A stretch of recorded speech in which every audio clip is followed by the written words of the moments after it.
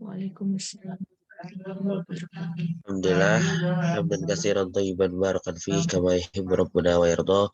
Asyhadu an la ilaha illallah wahdahu la syarikalah wa asyhadu anna Muhammadan abduhu wa rasuluhu la nabiyya wa la rasula ba'da. Rabbi zidna ilman warzuqna fahman. Amin. Bishrah li sadri wa yassir li amri wahlul 'uqdatam min lisani yafqahu qawli. Alhamdulillah Bapak Ibu ya, pada kesempatan kali ini kita bisa bersilaturahmi kembali di kelas kajian tematik ya, yang masih dalam rangkaian pembelajaran tentang adab. Insya Allah masih bersama Ustaz Ardiansyah Asri Hussein yang akan membahas tentang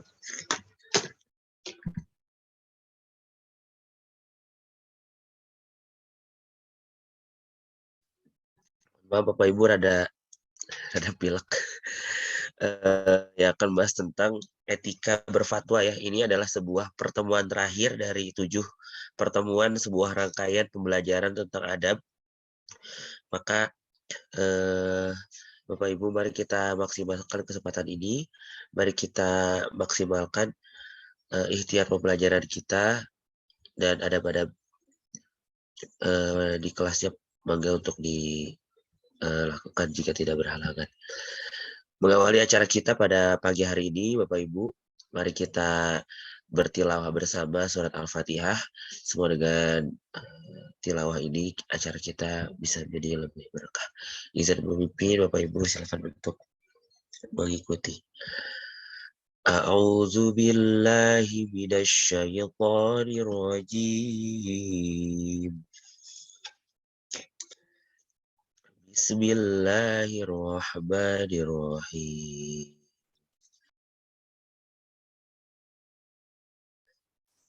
Alhamdulillahi rabbil alamin. Ar-Rahmanir-Rahim, Maliki Yaumiddin.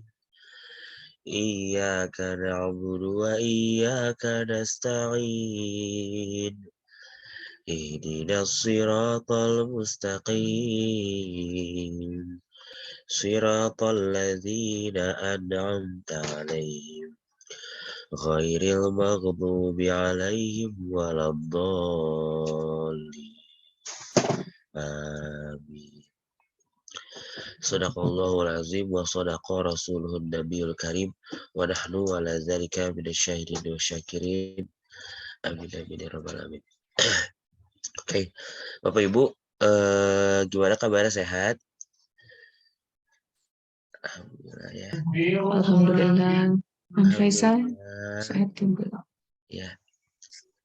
Ini ada Bu Wawat ya, dan Bapak Pak Yudi yang on cam ya, izin menyapa. Assalamualaikum Pak Yudi. Waalaikumsalam. Alhamdulillah ya. Sehat Pak Yudi? Alhamdulillah. Alhamdulillah ya. Juga ada Mbah Hizroh. Assalamualaikum Mbah Hizroh. Waalaikumsalam Kang Isal. Mbah Hizroh. Alhamdulillah ya. Semoga dalam kondisi. Oke, dan juga Bapak Ibu yang hadir juga yang tidak baik, partisipan sudah hadir telah Ustaz Ardiansyah. Ustaz Ardi, apakah sudah standby? Sudah, Kang Faisal. Ya Allah. Bagaimana kabarnya Ustaz Ardi? Alhamdulillah, ala kulli hal. Alhamdulillah. Baik, Ustaz Ardi, di pertemuan terakhir ya tentang etika berfatwa, tanpa berlama lagi mungkin langsung saja Bapak Ibu, Kang Teteh, mari kita simak bersama dan kita ambil ilmu sebanyak-banyaknya di pertemuan terakhir kita bersama Ustaz Ardi di kelas adab ini. Mangga waktu dan tempat saat ini kami persilakan. Ya.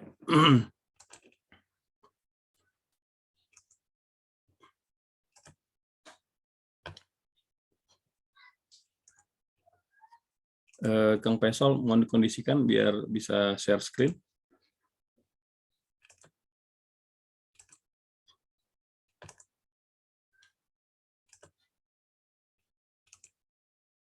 Chef Sumangga Ustaz, Parantos. Mangga.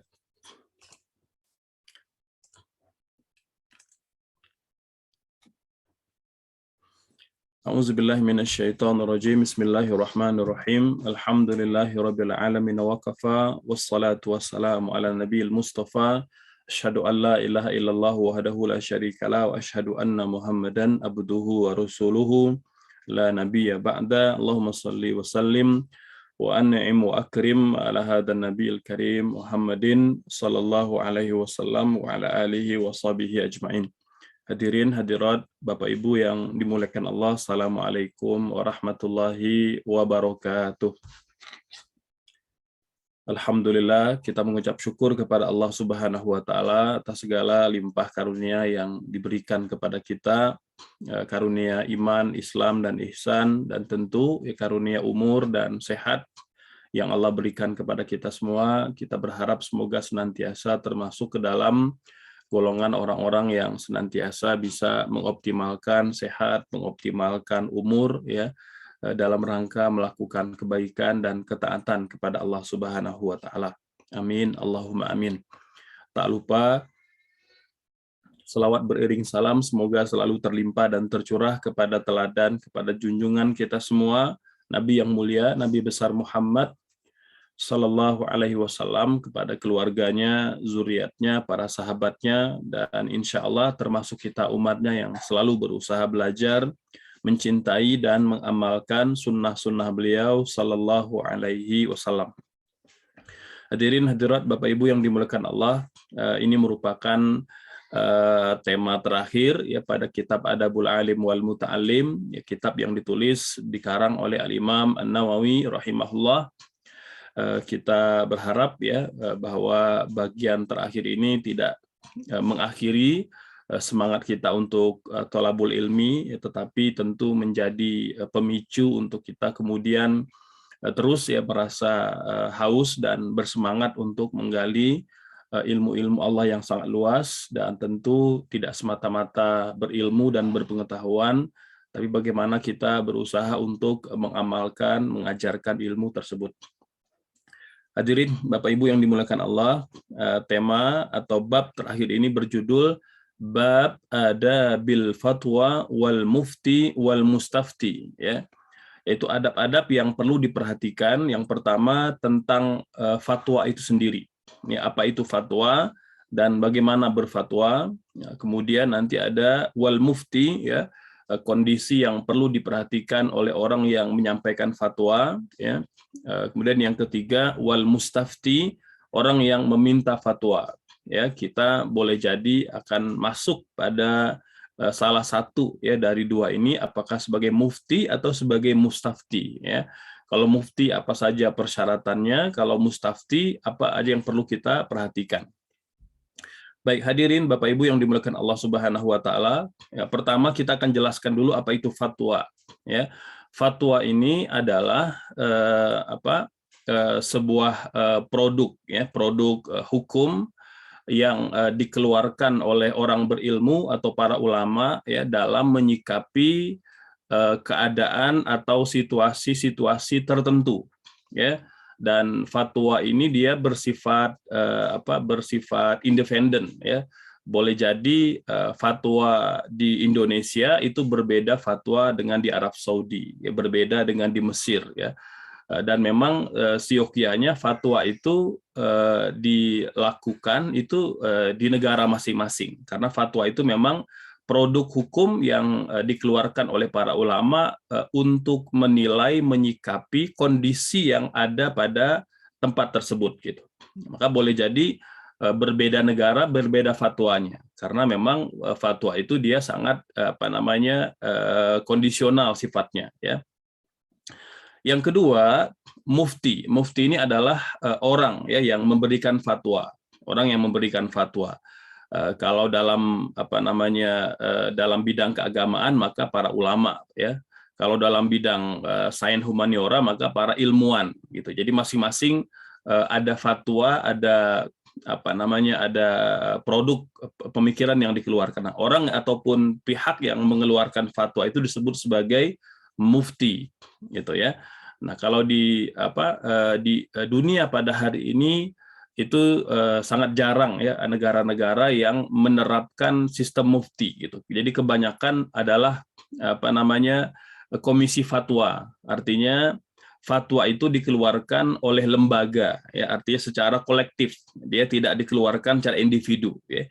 Mungkin negara Islam negara Muslim yang masih mengamalkan ini, ya mungkin seperti Arab Saudi, ya itu pun sebenarnya tidak bersifat individu, ya juga dia bersifat komisi. Artinya beberapa ulama yang tergabung dalam satu lajnah atau dalam satu kepanitiaan.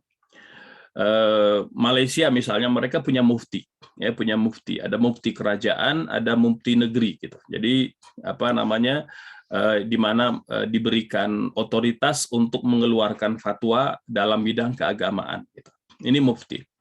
Yang ketiga ada al-mustafti. Nah, ini al-mustafti ini berasal dari kata istafta'a. Yastafti'u artinya orang yang meminta fatwa.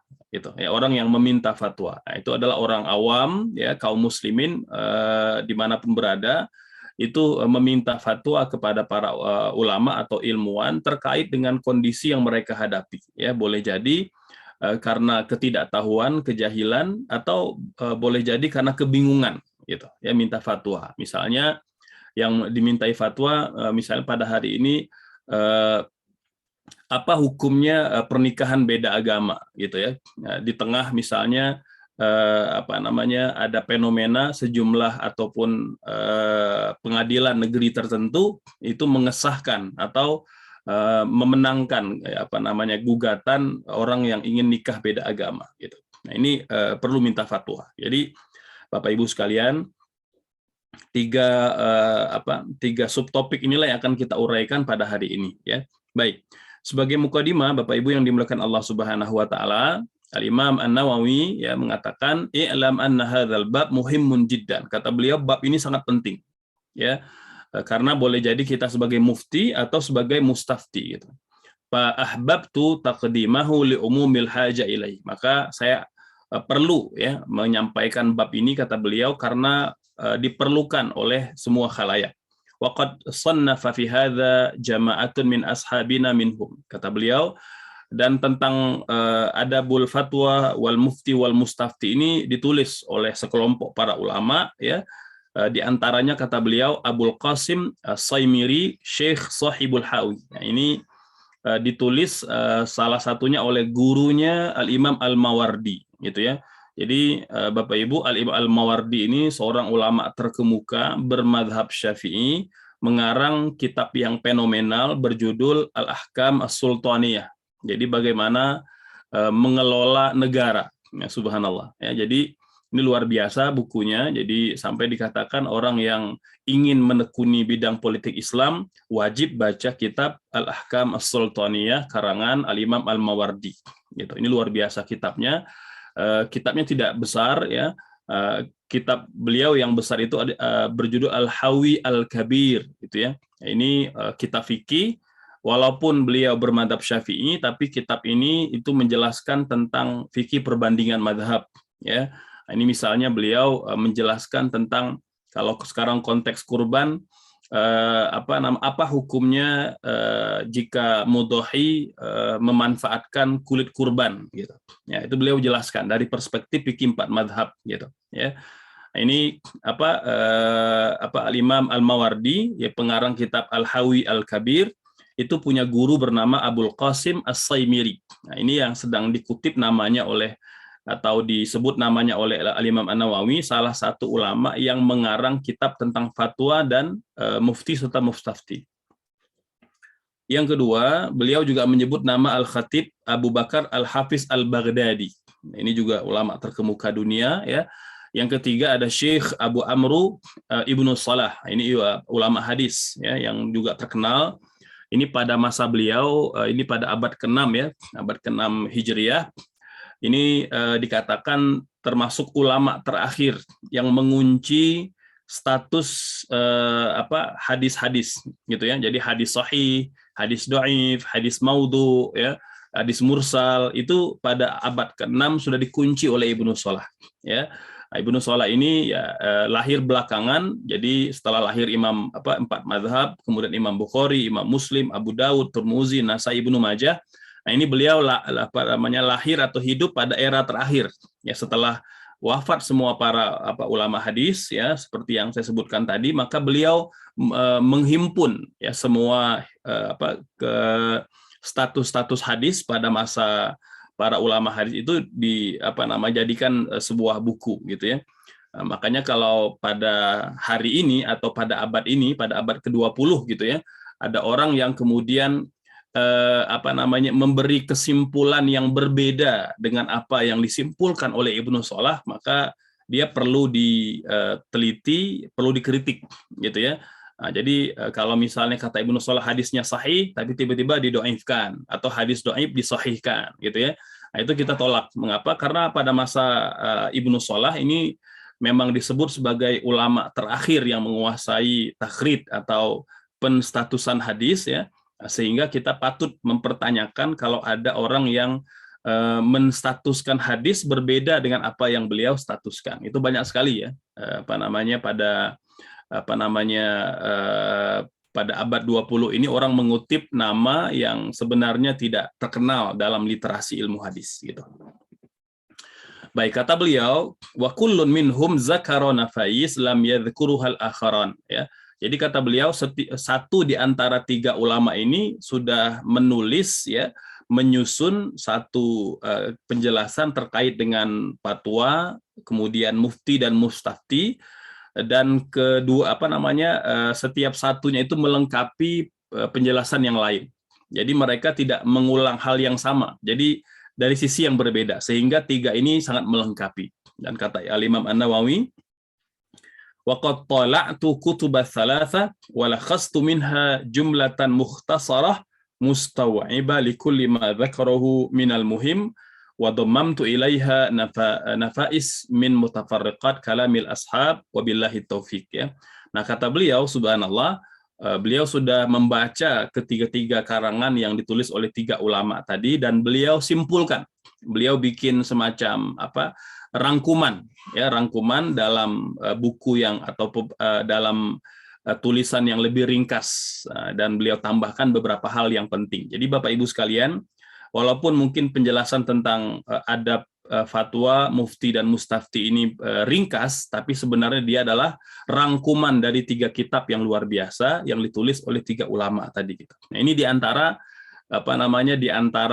kelebihan atau keistimewaan kalau kita belajar kepada para ulama, karena mereka menyimpulkan gitu. Karena kalau kita belajar satu persatu, Bapak Ibu sekalian, nggak mampu kita membahas kitab Al-Hawi Al-Kabir, ya, Al-Khatib Al-Baghdadi, Ibnu Salah ini kan panjang dan tebal gitu. Maka Imam An-Nawawi itu menghadirkan tulisan ini itu dengan ringkas agar kita bisa mencernanya gitu. Baik, yang pertama beliau memberi muqaddimah ya, sebelum kita uraikan secara lebih rinci apa aja yang perlu diperhatikan. I'lam annal ifta azimul khatar, kabirul mauqi', katsirul fadli. Ketahuilah bahwa fatwa itu ya ini memiliki kedudukan yang sangat mulia, sangat agung ya, dan sangat krusial kata beliau. Azimul khatar, kabirul mauqi', ya, dan besar kedudukannya di hadapan Allah serta di hadapan makhluk ya. Katsirul fadli, ya, meski dia berat dan besar tapi banyak keutamaan ya, banyak kebaikan. Li'annal mufti warithul anbiya salawatullahi wasalamuhu alaihim. Karena memang orang-orang yang memberikan fatwa ini adalah para pewaris Nabi ya, salawatullahi wasalamuhu alaihim. Wa qaimun bi fardil kifayah, dan mereka melakukan sesuatu yang fardu kifayah. Lakinnahu mu'arradun lil khata, ya, tetapi meskipun dia banyak kemuliaan, banyak kebaikan, tetapi fatwa ini juga kadangkala berhadapan dengan sikap yang salah, sikap yang keliru, atau salah fatwa juga bisa terjadi kata beliau. Walihadza qalu, oleh sebab itu ulama mengatakan al-mufti mauqi'un 'anillahi ta'ala. Ya, oleh sebab itu kata para ulama, mufti ini dia wakil-wakil Allah Subhanahu wa taala gitu. Maka jangan sampai menyampaikan sesuatu yang Allah tidak nyatakan atau jangan sampai menyembunyikan sesuatu yang telah Allah sampaikan gitu. Wa rawaina an Ibnu al-Munkadir qal, ya, beliau meriwayatkan dari Ibnu al-Munkadir, ini salah seorang ulama, beliau berkata, al-alim bainallahi ta'ala wa khalqih, ya. Orang berilmu, ulama itu adalah menjadi wasilah, perantara antara Allah dengan makhluknya gitu. Fal yanzur kaifa yadkhul bainahum, maka seorang mufti itu harus bisa menempatkan dirinya dengan posisi yang tepat antara Allah dengan makhluknya. Wa rawaina anis salaf wa fudala'il khalaf, ya, kami juga meriwayatkan dari ulama salaf maupun khalaf, minat tawaqquf anil fatiya asya' katsirah ma'rufah nadhkuruha minha ahrufan tabarrukan, ya. Jadi kata beliau, maka dari apa yang kami akan sampaikan dari ulama khalaf dan khalaf tentang fatwa ini ada banyak, kata beliau, di antaranya dari Abdurrahman bin Abi Layla, ya. Beliau berkata, adraktu isyrina wa mi'ata minal ansar, Masya Allah, min ashabi Rasulillah sallallahu alaihi wasallam. Jadi kata Imam An-Nawawi, kami meriwayatkan sebuah riwayat dari Abdurrahman bin Abi Layla. Beliau berkata, jadi Abu Layla ini, beliau bertemu dengan 120 orang sahabat Nabi, atau mendapati fakta, ya, dari, karena boleh jadi bisa bertemu atau bisa tidak bertemu, ya. Kata beliau, fakta menyebutkan ada 120 orang sahabat Nabi dari kalangan Ansar, ya, itu pernah, ya, ditanya oleh masyarakat tentang satu hukum.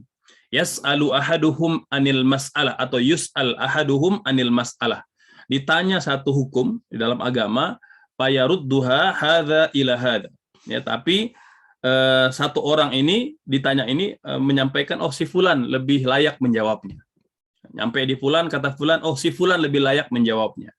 Nyampe lagi kepada si fulan, dia akan mengatakan, oh, si fulan lebih layak menjawabnya. Bapak Ibu sekalian, ini akhirnya pertanyaan tadi itu kembali kepada orang yang pertama. Kembali kepada orang yang bertanya. Poinnya adalah 120 orang sahabat Nabi, ya, yang tentu mereka orang-orang berilmu, meskipun tidak semuanya ulama, tapi setidaknya mereka faham, ya. Bayangkan Bapak Ibu sekalian, 120 orang sahabat, tak seorang pun berani berfatwa. Itu akhirnya pertanyaan tadi kembali kepada orang yang pertama, gitu.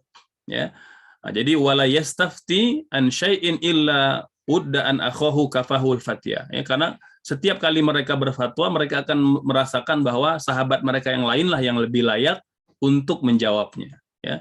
Kita mungkin berbeda, ya, pada hari ini Bapak Ibu sekalian, kalau ditanya satu hukum akan langsung menjawab pertanyaan itu. Wa an Abdullah bin Mas'ud wa Ibni Abbas radhiyallahu anhu, ya, kemudian diriwayatkan dari Abdullah bin Mas'ud dan Abdullah bin Abbas radhiyallahu anhum, mereka berkata, man afta an kulli man ma yus'al fahuwa majnun.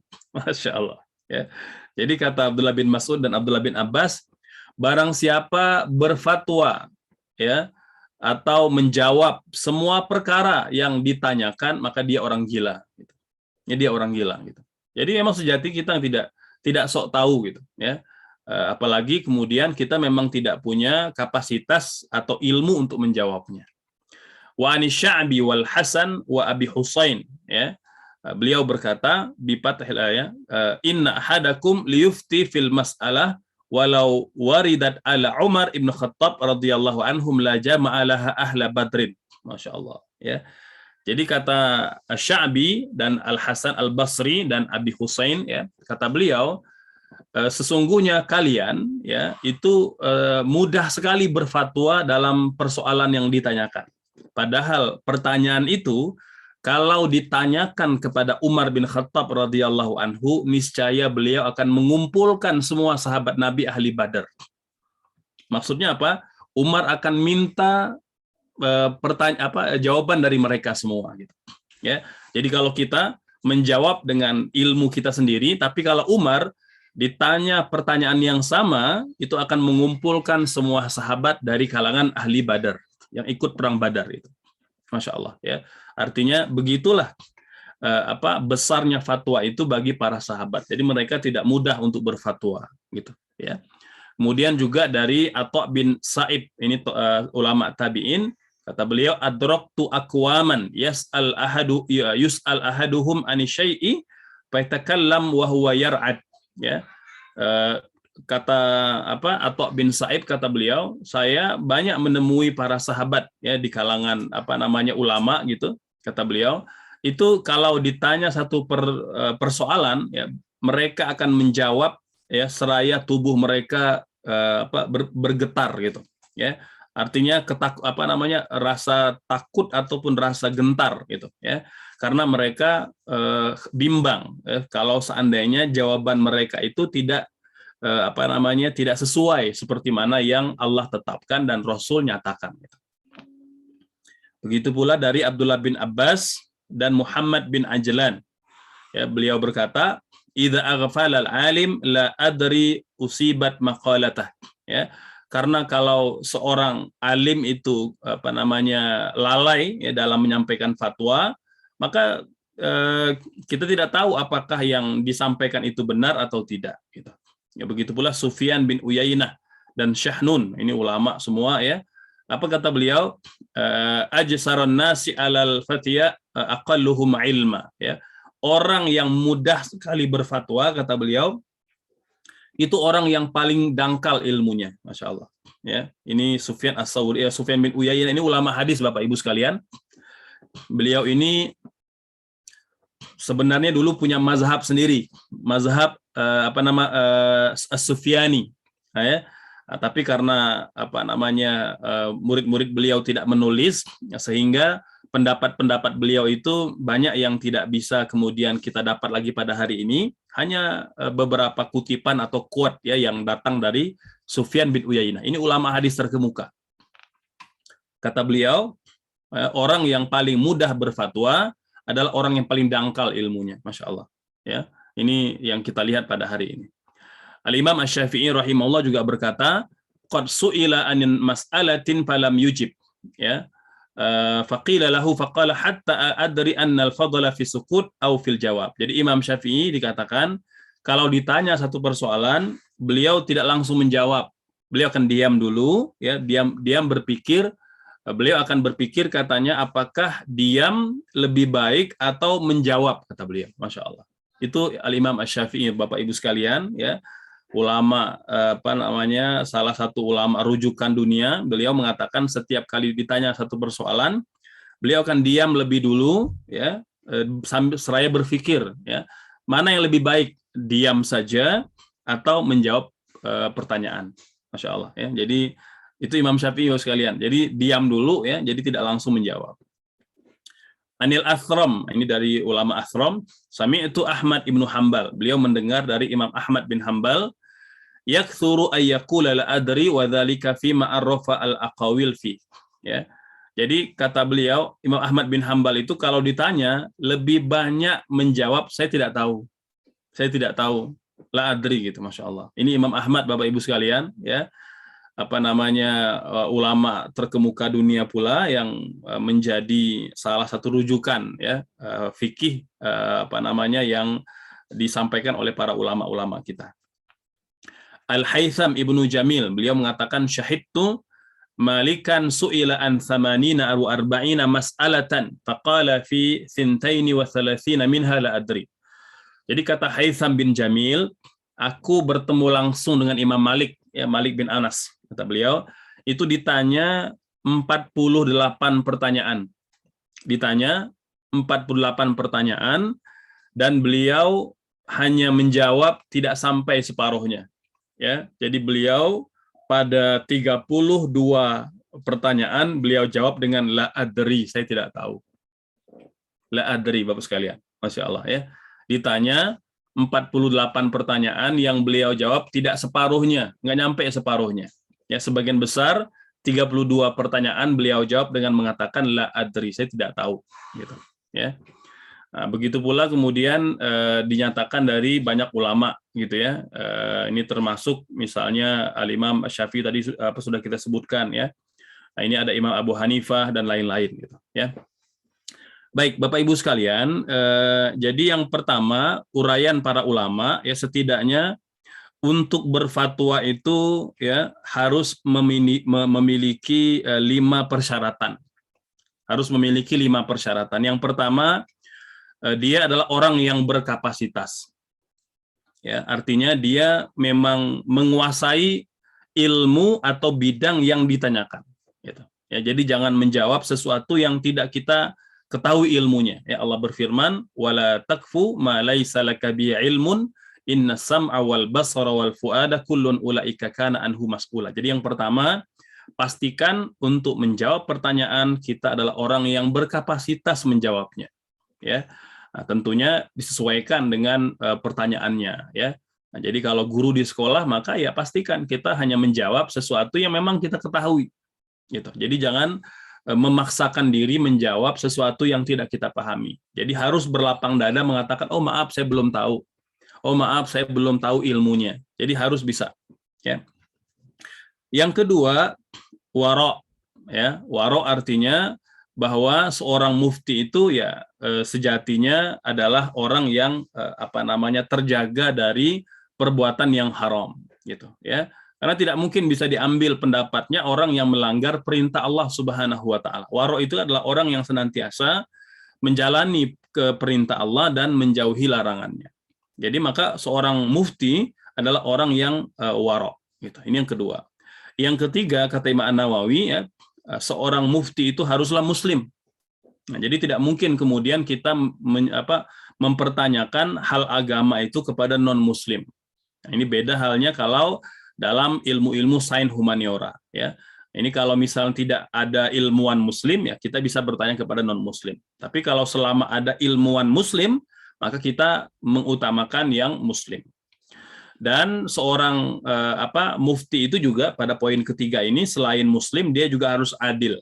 Artinya dia punya pemahaman yang lurus, ya, tidak liberal, tidak sekuler, gitu ya. Jadi jangan nanya hal agama kepada orang yang liberal, udah ngelantur semua jawabannya.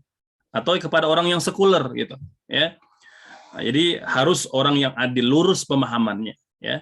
Dan yang ketiga, pada poin ketiga ini, jadi muslim adil, dia dapat dipercaya. Dapat dipercaya, gitu. Ya. Jangan sampai bertanya kepada orang yang banyak berkhianat, gitu, ya, banyak melanggar janjinya, gitu. Yang keempat, ya, setelah berkapasitas, waro, muslim, yang keempat adalah memiliki syarat-syarat seperti perawi hadis, gitu, ya. Jadi kata para ulama, ya seorang mufti itu ya harus memiliki syarat seperti perawi hadis. Artinya Bapak Ibu sekalian, perawi hadis ini kan dinilai pertama ilmunya, gitu ya. Kemudian yang kedua itu dinilai juga kedobitannya, gitu ya. Ilmunya itu kuat apa tidak, ingatannya, hafalannya. Karena kalau dia misalnya tidak kuat hafalan, dia orang baik, orang jujur, tapi kadangkala pembicaraannya agak ngelantur, gitu ya, atau tidak konsisten, gitu. Hari ini mengatakan A, besok dia katakan B, gitu. Dia orang baik, orang soleh, gitu. Tapi karena mungkin faktor ingatan atau faktor hafalan yang tidak kuat, maka dia bisa bisa menyampaikan sesuatu yang membingungkan, gitu. Jadi kata para ulama, seorang perawi hadis itu harus dobit hafalannya. Kemudian yang ketiga, dia juga adil. Artinya tadi ya sama seperti poin sebelumnya, perawi hadis itu adalah orang yang memang tidak punya cacat pada kepribadiannya, gitu ya.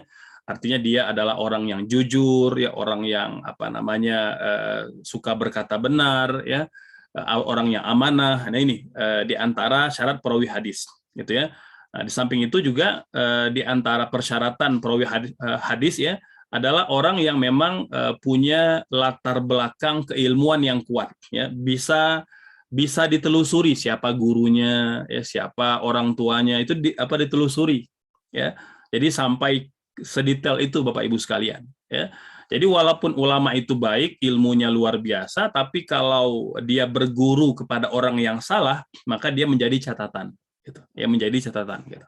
Artinya orang ini tidak sepenuhnya diambil perkataannya atau ilmunya, melainkan setelah dipastikan bahwa ilmu yang dia telah dapatkan itu betul-betul ilmu yang lurus, ya, tidak yang dia warisi dari guru-gurunya yang mungkin nyeleneh atau yang liberal atau yang sekuler gitu, ya. Yang kelima, orangnya adalah bukan orang fasik, ya, laisa atau mutanazihan an asbabil fisqi gitu, ya. Jadi mufti yang akan kita bertanya itu bukan orang fasik. Ya, apa itu fasik? Orang yang dia orang beriman muslim tetapi kadangkala atau kerap kali melakukan perbuatan maksiat, ya, perbuatan dosa gitu. Dia muslim, ya, tapi berbuat dosa. Maka ini dikategorikan orang fasik. Maka orang fasik ini tidak boleh diambil fatwanya. Kemudian yang keenam, layak berfatwa, ya. Jadi ada 5 poin, ya, poin keenam ini sebagai tambahan saja. Baik, hadirin Bapak Ibu yang dimuliakan Allah Subhanahu wa taala, ya. Kemudian Al-Imam An-Nawawi itu menjelaskan, ya, dalam bab ini, saya mohon izin share screen yang berbeda, ya. Jadi ini gambaran Bapak Ibu sekalian tentang level, ya, levelisasi para ulama. Jadi para ulama itu tidak berada pada level yang sama. Jadi setidaknya Al-Imam An-Nawawi itu menyebutkan di sini ada 6 level gitu, ya. Ada ulama mustaqil, ya, atau mujtahid mutlak. Ini orang yang ada pada level tertinggi keilmuannya, ya. Itu dia punya semua persyaratan untuk berijtihad, untuk berfatwa, kemudian menciptakan kaidah istimbat sendiri, ya. Nah, mereka ini pendiri mazhab mainstream, ya. Kemudian yang ketiga, tidak ada lagi pada masa sekarang. Nah, ini level ini dulu, ya, itu ada pada Abu Hanifah, pada Imam Malik, dan pada Imam Syafi'i serta Imam Ahmad. Gitu. Ini mujtahid mustaqil, ya. Ada sebenarnya ulama yang selevel dengan mereka, tetapi karena tadi, ya, tidak banyak literasi yang mereka wariskan kepada murid-muridnya, atau tidak banyak murid mereka yang menulis, sehingga kita tidak mendapatkan kaidah yang kuat dari mereka. Makanya mengapa ulama hanya merekomendasikan untuk mempelajari 4 mazhab saja, karena yang lain itu tidak terlacak atau sedikit sekali literasinya, gitu, ya. Nah, di level yang kedua ada ulama ghairu mustaqil. Ini dia punya semua syarat istimbat, ya. Kemudian syarat mujtahid, mampu beristimbat, ya. Cuma kadang-kala mereka berbeda pendapat dengan gurunya, gitu, ya. Kalau dalam mazhab Hanafi ada Abu Yusuf, ini murid beliau ini, Abu Yusuf, ya. Jadi kalau bicara mazhab Hanafi, kita akan sering mendapatkan pendapat dari Abu Yusuf dengan Muhammad, ya, Muhammad, gitu, ya. Nah, ini 2 murid serta 2 sahabat Imam Abu Hanifah itu kadang-kala berbeda pendapat dengan gurunya, gitu. Kalau dalam mazhab Maliki ada Abul Qasim dengan Ashab, ya. Dalam madhab Syafi'i ada Al-Buwaiti, ada Al-Muzanni, ya, nanti ada Asy-Syirazi dan lain-lain gitu. Kalau dalam madhab Hambali ada Al-Athram dengan Al-Marwazi gitu. Nah, ini Bapak Ibu sekalian, mereka di level yang kedua. Jadi ulama itu pun ada level-levelnya sesuai dengan keilmuan gitu. Nah, level yang ketiga ada namanya ghairu muqayyad, ya, mujtahid ghairu muqayyad. Nah, ini mereka biasanya itu juga berafiliasi kepada gurunya. Walaupun sebenarnya mereka punya kemampuan untuk berfatwa, tapi lebih banyak hanya menukil aja. Oh, pendapat guru kami ini, pendapat guru kami ini. Jadi tidak ada produk pemikiran sendiri. Dalam mazhab Hanafi itu namanya At-Tahawi, ya, ada Al-Kharqi, ada Al-Bazdawi, ya. Kemudian dalam mazhab Maliki ada Al-Abhari, ada Al-Qayrawani, ya. Dalam mazhab Syafi'i ada Al-Marwazi, Asy-Syirazi, ya, ini pengarang kitab Al-Muhazzab, ya. Ada Ibnu Khuzaimah, ya. Kemudian dalam mazhab Hambali ada Al-Qadi Abu Ya'la.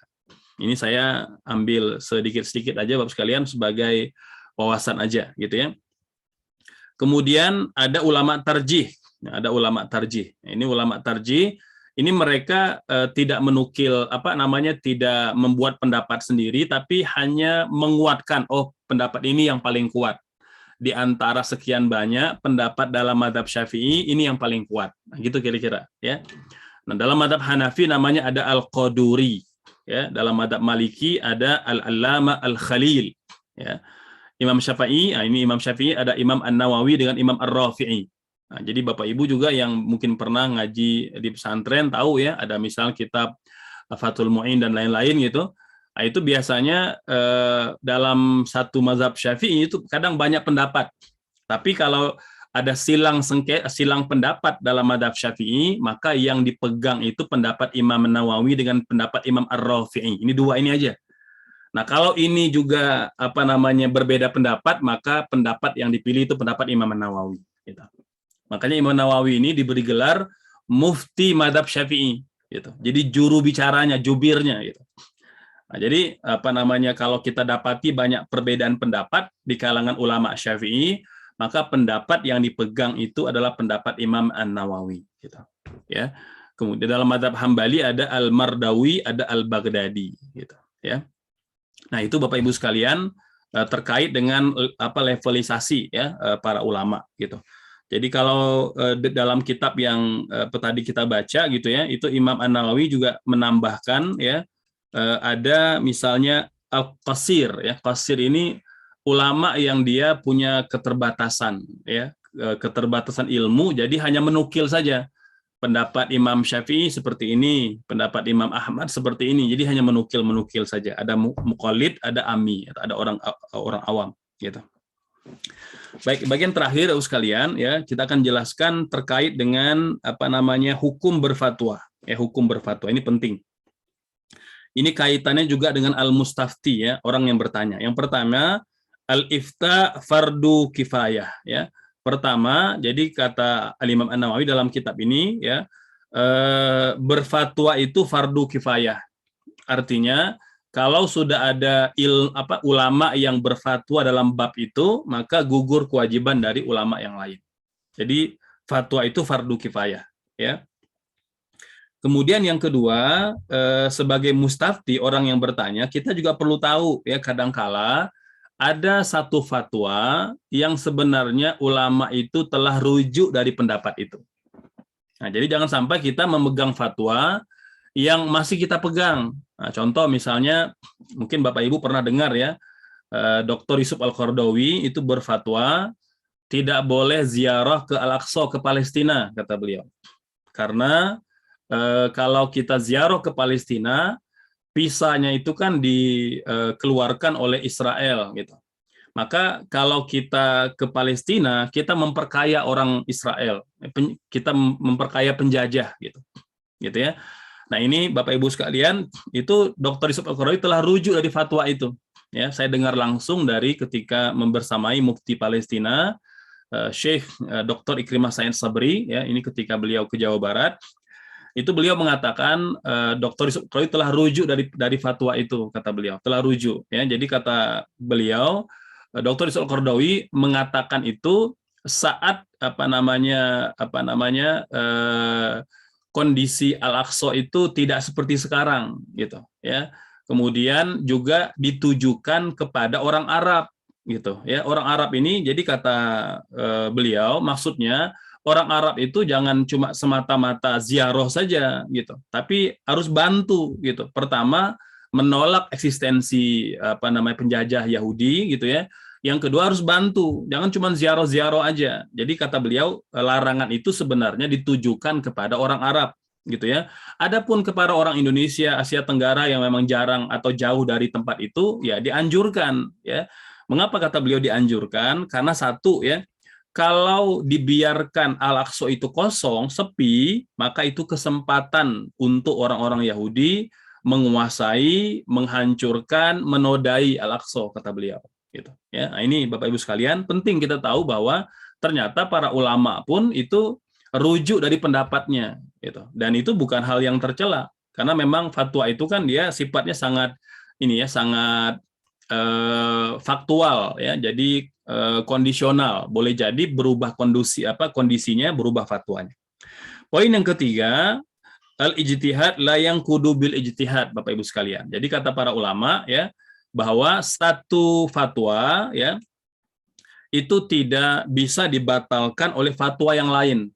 Jadi satu fatwa tidak bisa dibatalkan oleh fatwa yang lain gitu ya. Jadi misalnya keluarga besar Darul Hikam gitu ya, misalnya mengamalkan satu fatwa ya di kalangan para ulama. ternyata ada fatwa yang lain dari ulama yang selevel dengan ulama itu. Maka fatwa ulama ini tidak bisa membatalkan fatwa yang dipakai atau yang diadopsi oleh Darul Hikam, nggak bisa. Karena fatwa itu dia sifatnya independen gitu. Jadi kata ulama al-ijtihad la yanqudu bil ijtihad. Selama dia masih perkara ijtihadi, pendapat ya, jadi kesimpulan ulama terhadap satu hukum. Gitu. Ini terutama kalau memang dikeluarkan oleh ulama yang selevel ya. Nah, tapi kalau misalnya ada ulama yang lebih tinggi derajatnya, keilmuannya, maka kita yang mengambil pendapat yang lebih di bawah level ulama tersebut, maka kita harus ikut yang lebih kuat atau yang lebih berotoritas. Yang keempat, yahrumu tasahul fil fatwa. Nah, ini terutama bagi yang menyampaikan fatwa itu dilarang atau diharamkan bermudah-mudah dalam berfatwa. Jadi nggak boleh. Jadi haram hukumnya memudah-mudahkan dalam hal fatwa. Itu poin keempat ya. Kemudian yang kelima, tidak boleh berfatwa dalam kondisi yang tidak stabil atau sedang emosi.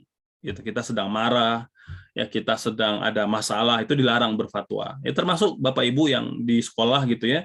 Maka jangan menjawab pertanyaan dalam kondisi kita tidak stabil gitu ya. Jadi tenangkan dulu sampai kemudian kita sudah agak stabil baru kita menjawab pertanyaan. Yang keenam, mufti itu boleh mendapat upah dari fatwanya gitu ya. Apakah dari negara atau dari Baitul Mal atau dari pihak-pihak yang menjadi donaturnya. Yang ketujuh ya, fatwa Bapak Ibu sekalian itu harus bersandar pada kitab-kitab ulama yang muktamad. Harus bersandar pada itu. Gitu ya. Nah, ini misalnya sekarang ada fatwa-fatwa yang nyeleneh gitu ya. Nah, itu kadang nggak bisa menyampaikan, menunjukkan kitab mana gitu. Karena sekarang sudah di era digital, nggak bisa ngarang-ngarang gitu. Ada orang mengatakan, oh ada pada kitab Al-Majmu. Itu dicari orang. Ada nggak dalam kitab Al-Majmu gitu ya. Kalau ketahuan ya akan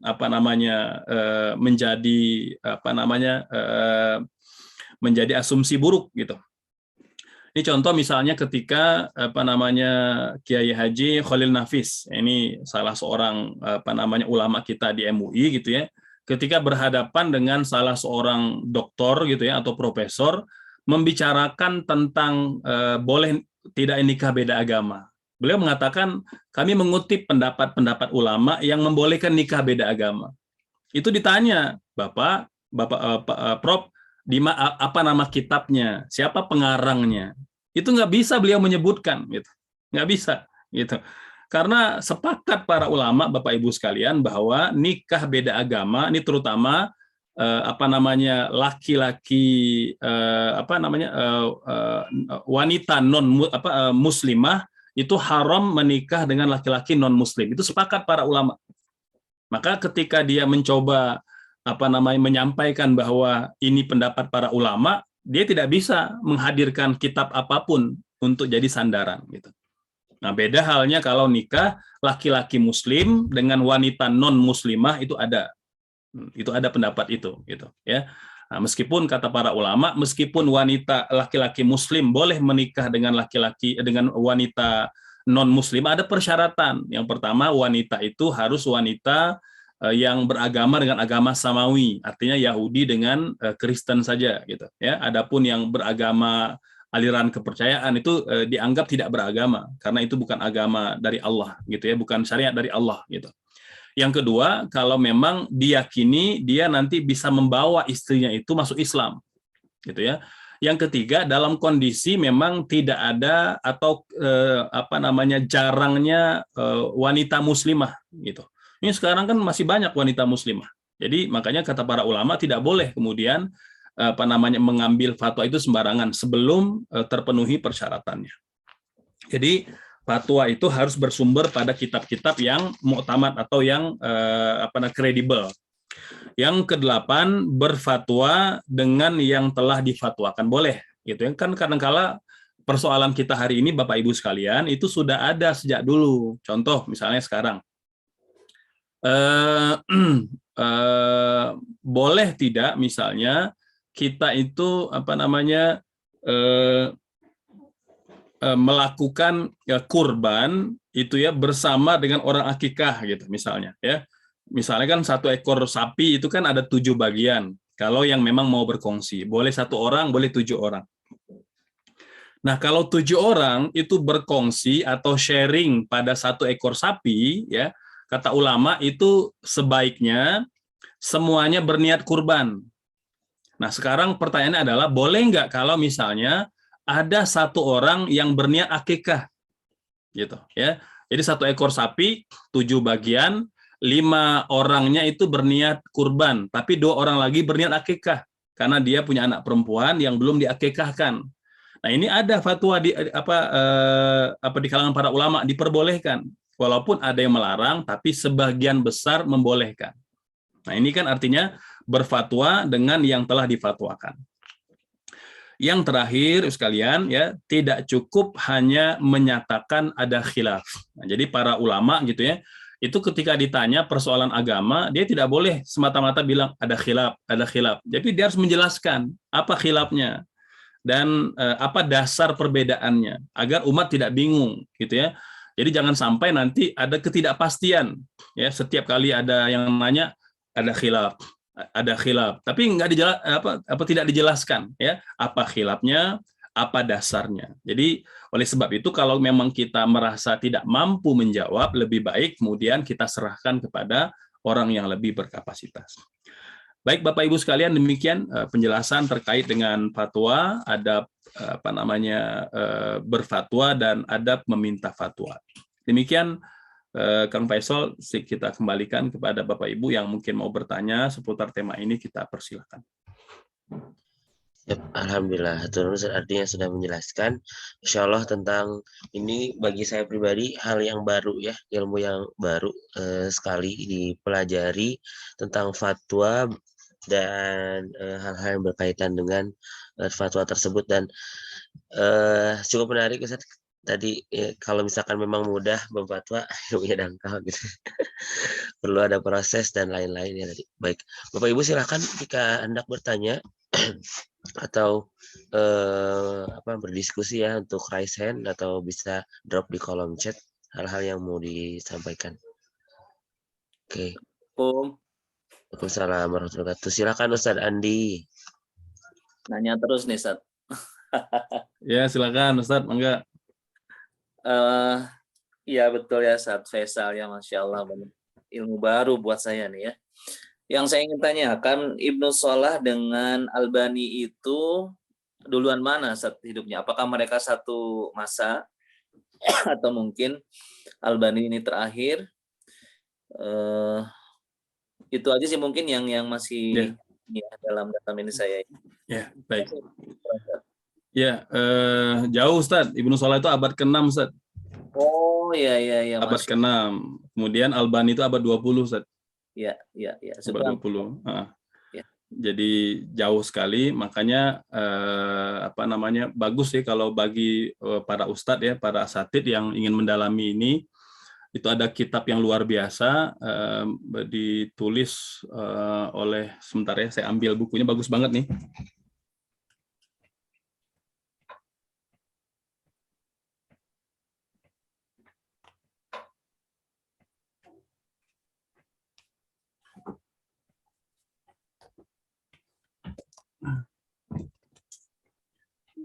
Ini bagus banget ya, jadi ini terutama para ustadz yang sudah agak bagus bahasa Arabnya gitu ya. Ini nggak jelas ya tulisannya, mohon maaf nih, saya ganti dulu sih.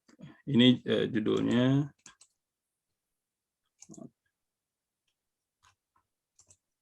ya, ini judulnya Ta'aqubat al-Hadithiyah ala Syekh al-Albani. Ini ditulis oleh guru besar hadis Al-Azhar ya.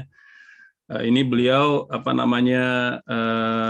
mengkritik dan menyampaikan beberapa hal yang dilakukan oleh Syekh Albani ya, rahimahullah. Beliau orang baik, orang soleh yang berusaha menekuni ilmu hadis ya. Hanya saja memang kata para ulama beliau belum cukup kapasitasnya gitu ya, karena beliau sudah mengkritik hadis-hadis Sahih Bukhari, bahkan mendoaifkan sekalian ya. Jadi kata Jadi perlu Bapak Ibu sekalian, Syekh Albani itu melemahkan 6 hadis Sahih Bukhari, ya. Bahkan juga mengkritik hadis Muslim, hadis Abu Daud, Tirmidzi, Nasai dan Ibnu Majah dan lain-lain gitu. Jadi beliau adalah seorang peneliti gitu ya, tetapi belum memadai sebenarnya kapasitas beliau untuk mengkritik ulama-ulama hadis yang tadi sudah kita sebutkan. Jadi hari ini itu ada tidak kurang 60 lebih kitab yaitu dikeluarkan oleh para ulama mengkritik Syekh Albani. Jadi mengkritik balik gitu ya. Mengapa ini penting Bapak Ibu sekalian? Karena di masyarakat gitu ya hari ini itu banyak yang kemudian membantah atau membid'ahkan amalan orang lain yang padahal ada sumbernya. Dari mana? Mungkin hadis Bukhari, hadis Muslim, Abu Daud, Tirmidzi, Nasai, Ibnu Majah yang disepakati oleh para ulama boleh diamalkan. Ya, ada yang sahih, ada yang dhaif. Kan dhaif itu kan tidak serta-merta ditolak, gitu ya. Nah, tapi kemudian Syekh Albani ini dengan metode yang beliau kembangkan, gitu ya, mengkritik banyak hadis-hadis yang telah dikunci pada masa Ibnu Salah abad ke-6 itu justru menjadi polemik di masyarakat. Nah, itulah jadi asal muasal mengapa muncul gerakan tabdi' gitu ya, membid'ahkan amaliyah orang ini, amaliyah orang itu, karena dari muara udah salah gitu. Dia menggunakan kritik hadis abad 20 untuk mengkritik hadis ulama salaf dan khalaf ya yang memang sudah diakui keilmuannya mendunia gitu. Ya. Kan hari ini punten Bapak Ibu sekalian, ini kan tidak bermaksud kemudian merendahkan Syekh Albani. Beliau seorang alim ya, orang baik, orang soleh yang hanya mungkin memang kata para ulama kita tidak memadai kapasitas ilmunya. Itu pada hari ini kan orang melihat setiap hadis itu misal gini. Hadis Bukhari disahihkan Albani. Itu agak rancu gitu. Mengapa? Karena hadisnya udah sahih, jadi tidak perlu disahihkan lagi oleh Albani gitu. Ada hadis Abu Daud disahihkan oleh Albani, didoaifkan Albani gitu. Nah, ini yang dikritik oleh para ulama ya. Ini jadi para tadi yang masih menjawab, jadi yang masih nanya nama kitab At-Ta'aqubat Al-Hadithiyah. Ya, Ta'aqubat Al-Hadithiyah ala Syekh Al-Albani. Ini salah satu aja dari 60 lebih kitab yang ditulis oleh para ulama hari ini mengkritik balik pandangan Syekh Albani gitu ya, yang banyak melemahkan hadis-hadis yang telah dikunci oleh Ibnu Salah abad ke-6 gitu. Ya, wallahu alam.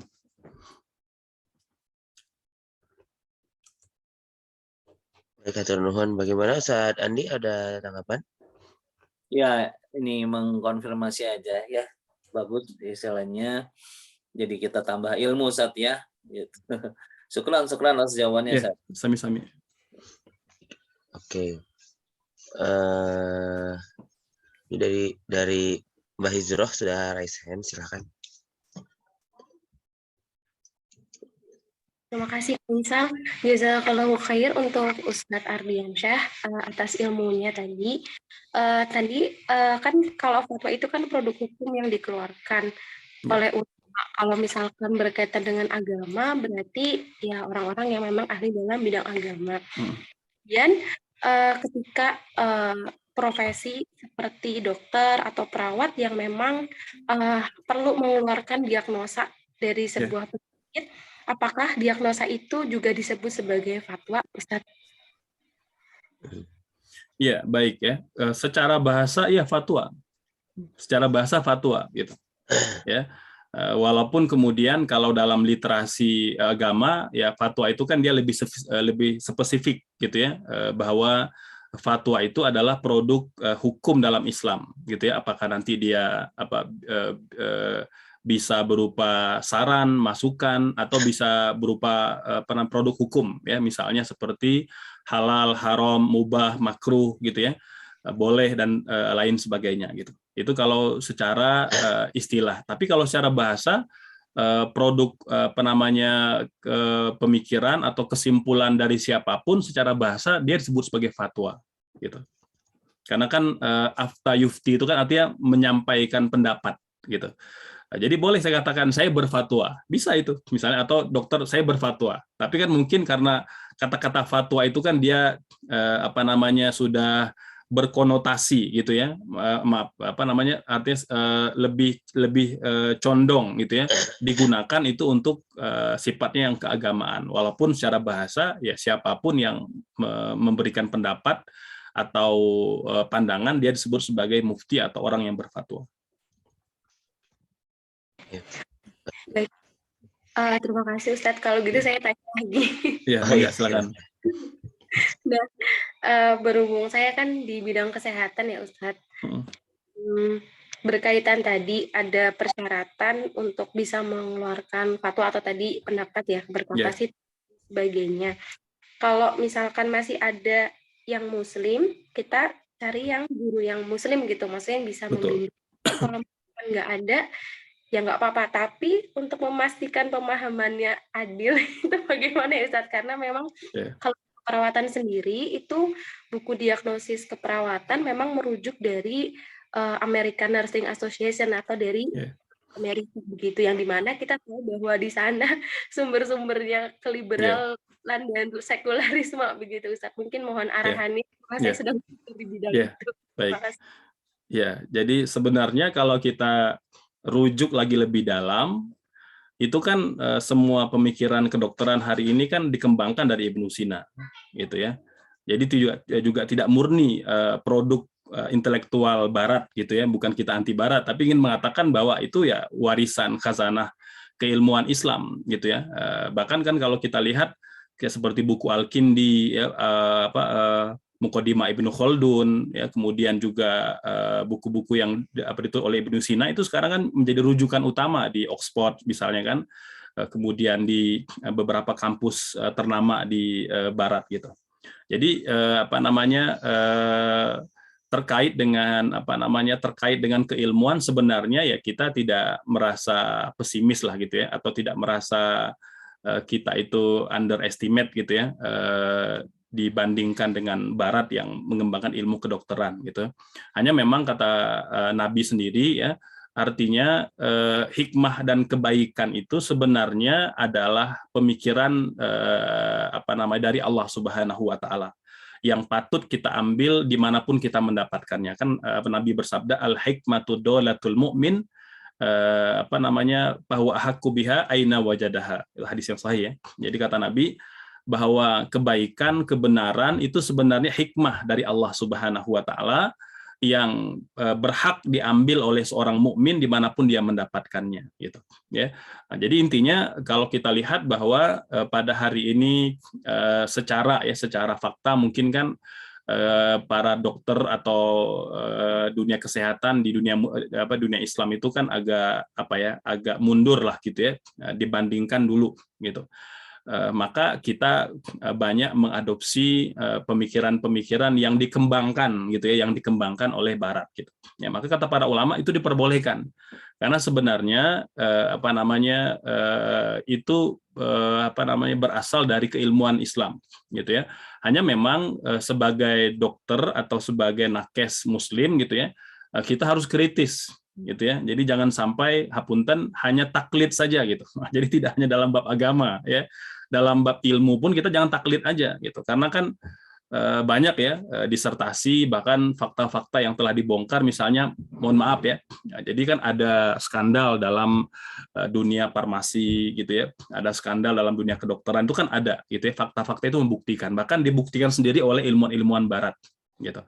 Jadi ketika industri sudah masuk ke farmasi, industri sudah masuk ke dunia kedokteran gitu. Nah ini kan sebagai nakes yang memang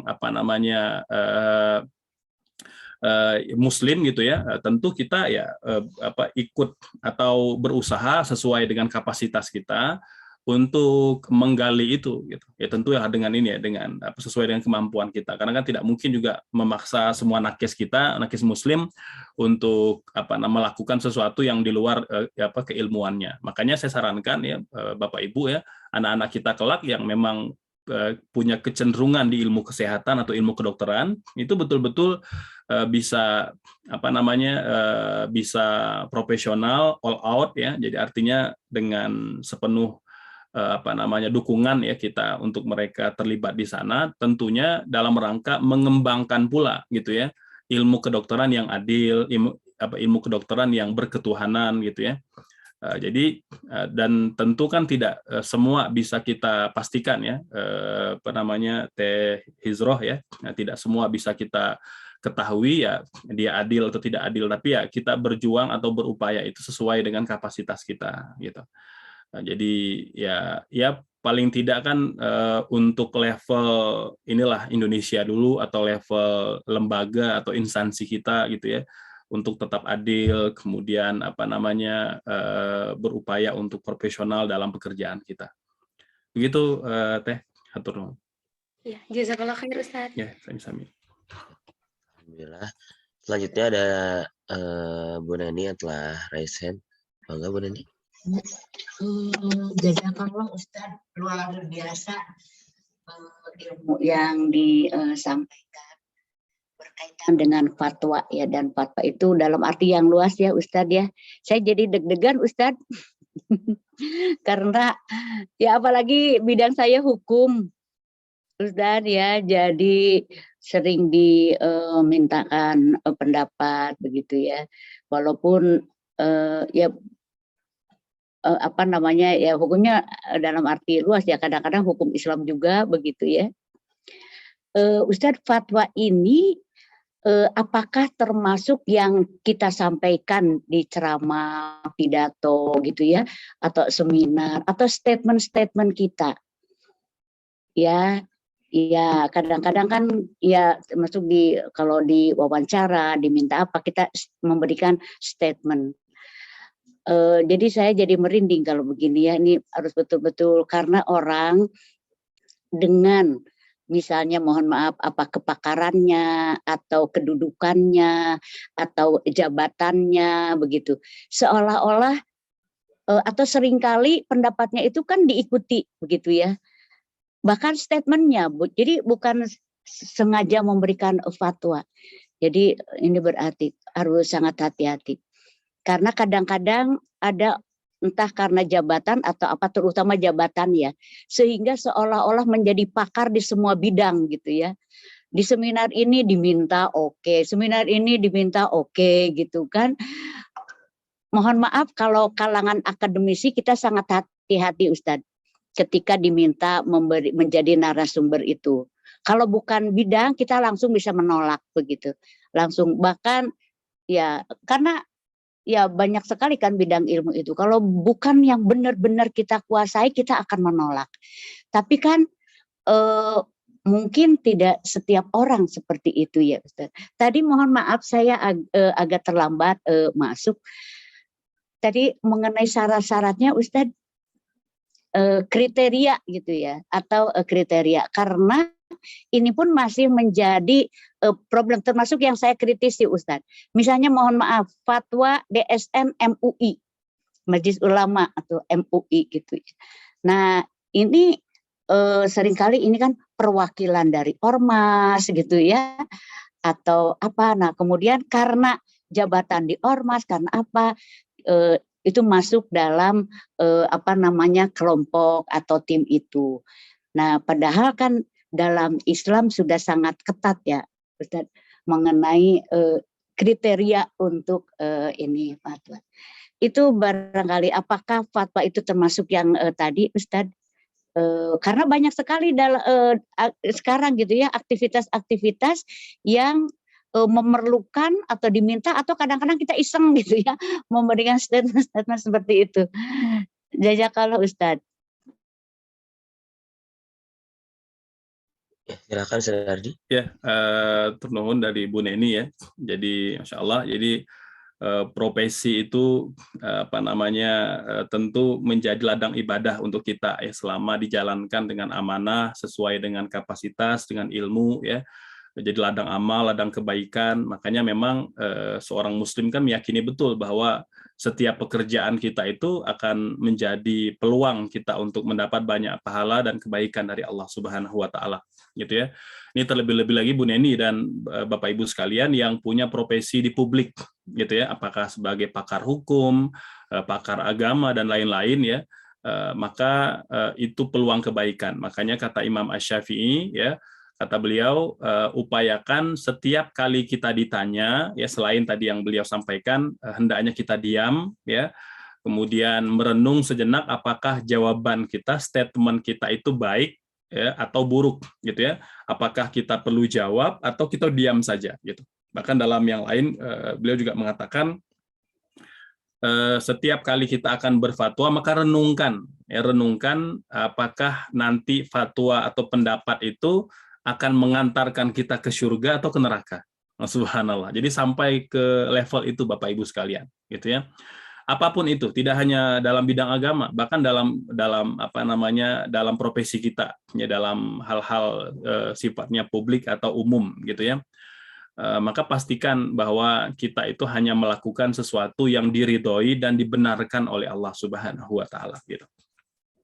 Nah, maka betul Bu Deni, ya, saya setuju, maka seharusnya kita itu tidak berbicara di luar kapasitas kita, gitu ya.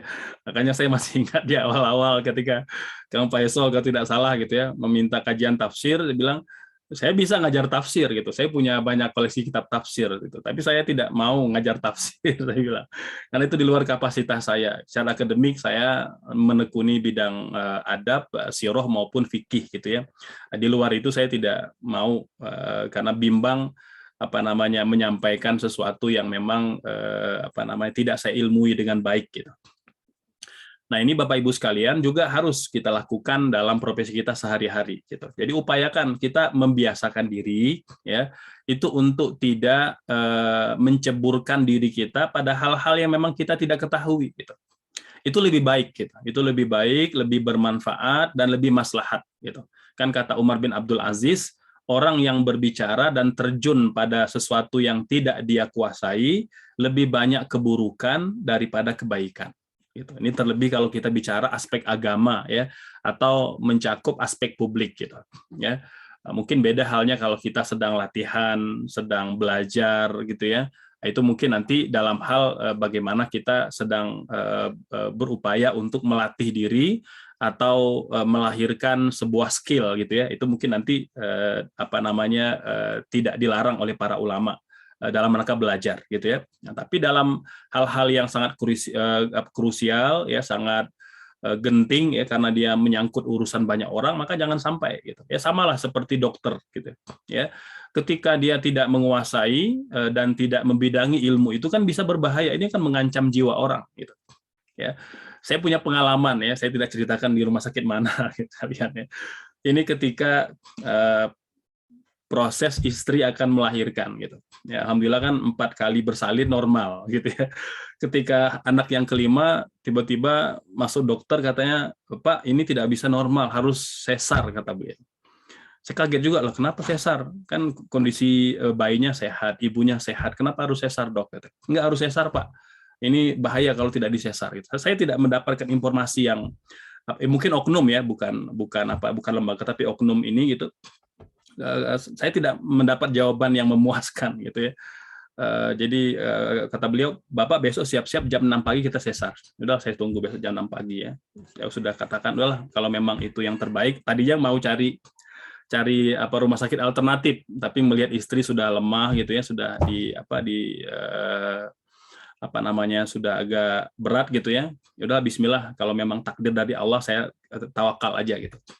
Kemudian ditunggu jam 6 nggak datang-datang, jam 7 nggak datang dokter, jam 8 nggak datang, sampai jam 10 kita tunggu nggak datang dokternya. Jam 10 itu Bapak Ibu saya datang dokter lain. Ya, dia periksa, aduh bagus banget katanya, posisi udah baik, kemudian darah normal, pokoknya sudah siap dilahirkan normal, Bapak sekalian. Ya. Nah, jadi saya pada keadaan itu, gitu ya. Jadi ikut membenarkan juga, ya, beberapa pengalaman teman-teman sebelumnya juga punya, ya, pengalaman dengan beberapa oknum yang tadi, ya, boleh jadi memang dia tidak menguasai ilmunya, gitu, sehingga pilihan terbaik pilihan cepat instan itu kan sesar, gitu. Nah, ini kan bahaya, gitu. Ini kalau kita bicara kelahiran. Coba kalau kita bicara operasi, gitu ya, subhanallah, gitu. Maka Bapak Ibu sekalian, tidak hanya dalam bab agama, bahkan dalam urusan di publik pun berbahaya kalau kita memaksakan diri, melakukan sesuatu di luar bidang kita gitu ya. Nah, itu mungkin pengalaman lah ya, pengalaman dari saya gitu. Nah, mungkin Bu Neni ya, maka sama tadi ya, ketika kita juga tidak memahami atau belum menguasai, maka tidak salah kita nanya ke yang lebih pakar gitu ya. Dan tidak membuat kemudian kita terhina atau kita kemudian jadi turun derajatnya, enggak ya. Justru itu bentuk ya kesungguhan kita untuk bekerja secara amanah gitu. Kalau memang itu di luar kemampuan kita, di luar kapasitas kita, ya kita harus merujuk kepada yang lebih alim gitu ya. Nah, termasuk Bu Neni ya dalam konteks DSN misalnya gitu ya. Yang saya pahami bahwa DSN itu bukan fatwa individu, dia fatwa kolektif gitu. Karena para guru kita mungkin ya di MUI, di DSN itu paham bahwa mereka memang tidak berkapasitas seperti mana para mujtahid, para mufti sebelumnya. Maka yang ada adalah fatwa kolektif gitu, ya. Dan dalam setahu saya memang di DSN atau di MUI itu kan walaupun dia unsur dari beberapa ormas, tapi kalau untuk DSN sendiri gitu ya, itu tidak hanya ulama, ada dokter juga ya, ada pakar hukum, ada pakar pakar kesehatan gitu ya.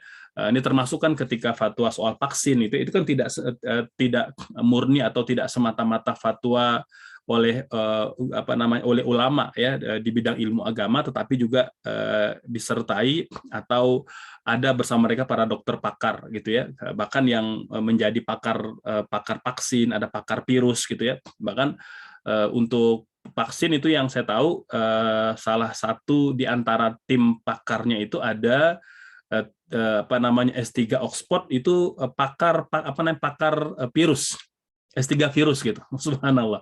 Nah, jadi intinya meskipun mungkin ya tidak ada yang sempurna, tapi itu ikhtiar ya. Saya rasa itu ikhtiar dari DSN untuk memastikan bahwa fatwa-fatwa yang keluar itu betul-betul kredibel gitu ya.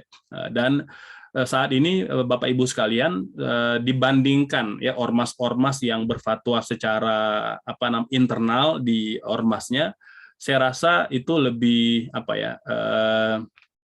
lebih kaya pendapat kalau memang di DSN. Kalau DSN itu kan dia ada NU-nya, ada Muhammadiyahnya gitu ya. Kemudian ada Al-Wasliyahnya, ada Persis ya, ada Perti, ada PUI dan lain-lain gitu ya. Ada banyak ormas gitu ya. Hanya betul tadi saya setuju dengan Bu Neni ya. Ada kebimbangan memang ya. Kalau dia hanya semata-mata keterwakilan ormas gitu ya, tanpa kapasitas, ini yang kita bimbangkan gitu ya. Makanya ke depan memang kita harapkan itu yang di DSN itu disaring lebih ketat gitu. Ya harus ada tim independen gitu ya. Tim independen yang menyaring mereka ini memang betul-betul berkapasitas gitu ya. Jadi jangan sampai cuma karena dia punya posisi, punya jabatan gitu ya. Mohon maaf karena dia mungkin ketua ormas atau sekjennya gitu ya. Mudah banget masuk ke DSN. Nah, ini kita kita harap ini tidak terjadi gitu ya. Dan kalau itu terjadi ya kita harus bersuara, menyuarakan itu gitu ya. Karena kan bagaimanapun ketika kita mendiamkan ya sama halnya kita setuju dengan kebatilan gitu. Begitu mungkin Bu Neni sebagai respon. Ya, jazakallah Ustaz. Ya, kalau fatwa itu DSN sudah dalam bentuk majelis ya, jadi betul, jadi tidak perorangan, jadi lebih ini hanya memang kita belum memiliki, sepengetahuan saya, tapi mohon maaf kalau saya belum memiliki tadi kriteria begitu ya, terutama yang dari kalangan mohon maaf ahli-ahli agama yang tadi, sehingga relatif perwakilan dari ormas. Tapi kalau keahlian yang lain justru dalam tanda kutip lebih pasti begitu, karena ini misalnya ada kriterianya, ini minimalnya misalnya mohon maaf secara akademiknya apa, S3 gitu atau belum. Tapi kalau di bidang agama justru sepengetahuan saya, tapi mohon maaf, jadi belum terlihat itu kriteria. Jazakallah Ustaz. Ya, sami-sami. Mungkin sedikit menambahkan, mungkin sebelum nanti ke Ustaz Lukman yang mungkin mau nanya, sudah raise hand. Jadi sebenarnya secara normatif sudah ada aturannya, gitu ya. Tapi memang pada tataran praktisnya gitu ya, itu belum diterapkan ya. Saya juga di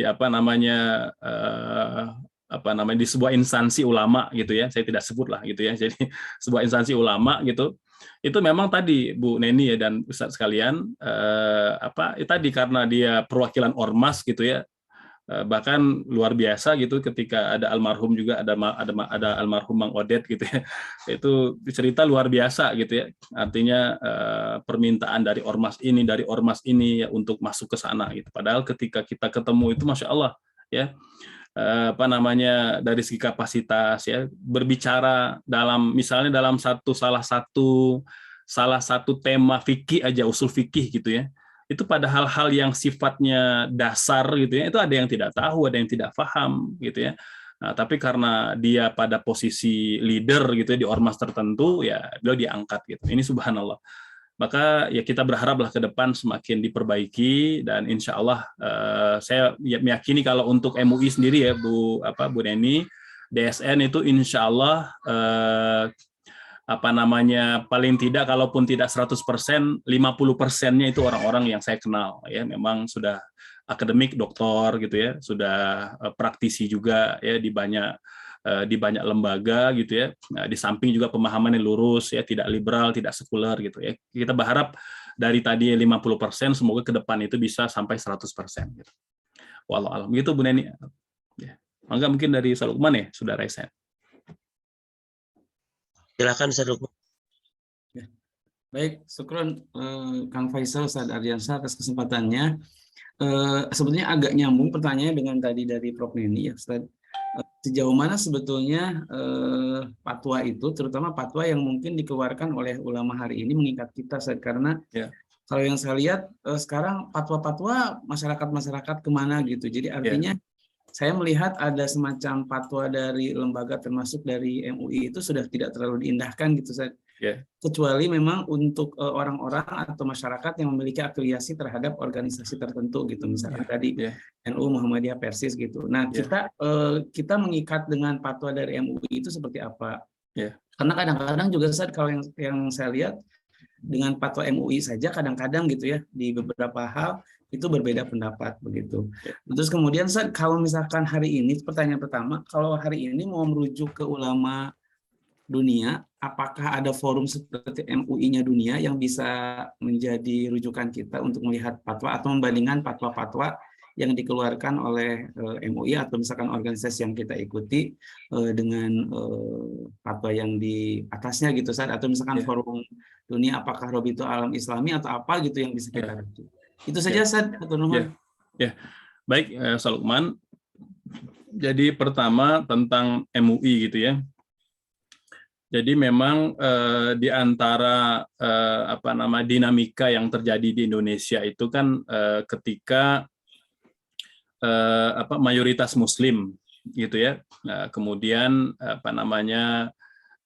bersepakat gitu ya dengan para ulamanya, dengan para tokoh-tokohnya, para cendekiawannya gitu ya, para ilmuannya itu mendirikan negara gitu ya, seperti yang sudah ada sekarang gitu ya. Nah, kemudian sebagai kompensasi gitu ya, bahwa konsep negaranya tidak atas dasar agama, tapi maksudnya bukan berkonsep gitu ya agama secara 100% ya, tetapi kemudian dibentuk sebuah negara kesatuan gitu ya, walaupun tetap berprinsip keagamaan, bernilai keagamaan gitu ya. Sebagai kompensasinya ada Kemenak gitu ya, atau dulu Depak ya, Departemen Agama, sampai nanti didirikannya Majelis Ulama Indonesia gitu. Hanya memang mengapa Ustaz, sebenarnya fatwa MUI itu tidak hanya sekarang yang tidak mengikat, sejak dulu memang tidak mengikat gitu. Karena memang MUI itu kan dia tidak bagian dari negara, tapi kan dia adalah ormas gitu ya, atau lembaga masyarakat gitu, yang dia tidak berafiliasi dan tidak ada di lembaga pemerintah gitu ya kan. MUI kan independen sepenuhnya, bahkan para ulama kita di MUI itu tidak digaji oleh negara gitu ya. Jadi ya mereka mencari nafkah itu ya dengan pekerjaan profesi mereka yang lain gitu. Jadi murni memang itu kerja ikhlas yang dilakukan oleh para ulama kita di MUI gitu ya. Jadi berbeda halnya mungkin dengan negara-negara tetangga. Katakanlah Malaysia. Mengapa fatwa mereka mengikat? Contoh begini, soal kapan hari raya Idul Adha atau Idul Fitri misalnya kan, itu di Malaysia hampir bisa dikatakan tidak ada yang berbeda. Kalaupun ada yang berbeda, mereka tidak akan secara terang-terangan mengumumkan, oh, hari ini kami mulai Lebaran. Itu enggak. Ya. Jadi wajib semuanya mengikuti fatwa, gitu ya. Jadi kalaupun ada yang berbeda, lebih banyak diamalkan secara individu aja. Tidak ada yang mengumumkan, apalagi bikin press conference, itu nggak ada, itu ya. Nggak berani mereka. Mengapa? Karena memang lembaga fatwanya, Ustadz, itu bagian dari negara. Jadi mufti itu diangkat oleh raja, ya. Diangkat oleh raja, mereka punya lembaga fatwanya, digaji oleh negara, gitu. Sehingga ketika ada masyarakat yang melakukan sesuatu atau melanggar fatwa, itu tidak hanya berdosa dalam versi mereka, tapi juga bisa kena pidana. Jadi kalau ada orang press conference berbeda Lebaran dengan negara, itu bisa dipenjara. Kalau di kita Indonesia, Masya Allah. Ya, bedanya bukan 1 hari, kadang ada yang 2 hari, 3 hari bedanya. Gitu. Nah, itu problem. Ada plus minus memang kalau yang dia independen, ya. Plusnya memang ya dia tidak disetir oleh negara, independen gitu ya. Jadi tidak mudah untuk diarahkan gitu ya. Di Malaysia juga banyak kecaman itu gitu ya, sampai dibilang ulama penguasa gitu istilahnya kan, yang hanya ikut keinginan penguasa. Itu juga banyak kritikan karena saya 8 tahun di Malaysia, jadi tahu betul ya. Bahkan juga mendapat sertifikat sebagai guru agama di Malaysia gitu ya. Jadi kan boleh mengajar karena punya sertifikat itu gitu. Jadi tahu betul itu kritikannya luar biasa. Ada namanya JAKIM ya, Jabatan Kemajuan Islam Malaysia. Ini kemenaknya. Nanti selain kemenak nanti ada namanya Mufti Kerajaan. Itu memberi fatwa. Itu digaji negara, kemudian difasilitasi ya, sehingga memang punya kekuatan hukum. Itu di antara plus minusnya lah gitu. Jadi plusnya kalau di kita ya dia independen, tidak mudah diarahkan, tidak disetir oleh negara, tapi ya minusnya itu, Ustaz. Jadi tidak mengikat gitu ya. Ini MUI-nya bicara apa, masyarakatnya bicara apa gitu ya. Ya udah pokoknya masing-masing sesuai dengan keinginannya gitu ya. Tapi apakah mustahil gitu ya ada lembaga independen ulama yang berfatwa didengar oleh masyarakat? Bisa. Itu seperti Al-Azhar Mesir. Al-Azhar Mesir gitu. Nah, walaupun pada akhirnya kan dianggap Al-Azhar itu menyaingi pemerintah gitu ya. Jadi kalau dulu itu sampai sebelum kudeta, karena saya alumni Al-Azhar ya, jadi tahu juga sebelum kudeta, Bapak Ibu sekalian, itu suara Syekhul Azhar ya, suara ulamanya itu lebih didengar daripada suara presiden sebelum kudeta. Maka dulu memang rata-rata ya presiden yang menjabat itu harus dekat dengan Al-Azhar agar dia dekat dengan masyarakat gitu. Ya, tapi kemudian qadarullah dengan kudeta gitu ya, Al-Azhar tidak independen lagi sekarang. Jadi sudah berada di bawah Kementerian Pendidikan. Jadi sudah di bawah negara gitu ya. Ya, jadi memang ya plus minus lah gitu. Artinya sangat bisa sebenarnya ketika para ulama itu berkomitmen dan dia kuat gitu ya, kuat di tengah masyarakat gitu ya.